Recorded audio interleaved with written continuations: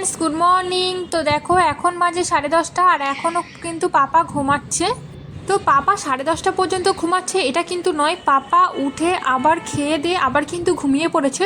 তো দেখো ও ঘুমাচ্ছে আর আমি তার মধ্যে চান করে এসে পুজো টুজো দিয়ে নেব। তো এখন আমি পরে নিচ্ছি শাড়ি। তো দেখো আমি কিন্তু শাড়ি পরতে খুব পছন্দ করি, বাড়িতে আমার সেইভাবে শাড়ি পরা হয় না, আমি নাইটিই পরি আর গরম পড়ে তার জন্যই কিন্তু আমি শাড়ি পরি না। এখন যেহেতু একটু হালকা হালকা ঠান্ডা পড়ছে আর গরমটা একটু কম আছে তার জন্যই শাড়িটা পরে নিয়েছি। এখন কিন্তু আমি চলে এসেছি পুজো দিতে। তো দেখো এখন পুজো দেওয়া শুরু করে দিয়েছি।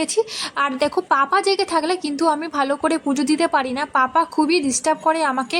আর এই ঠাকুর ঘরের সমস্ত জিনিসই ওর চাই, সব কিছুই ওর লাগবে, এখানে এসে ও সম্পূর্ণ ঘাটাঘাটি শুরু করে দেয় আর তার জন্যই আমি ঠিকভাবে পুজো দিতে পারি না। তাই ও ঘুমিয়ে গেলেই তারপরে আমি পুজোটা দিই, আর না হলে ওর পাপা বাড়ি থাকলে তবেই আমি পুজো দিই।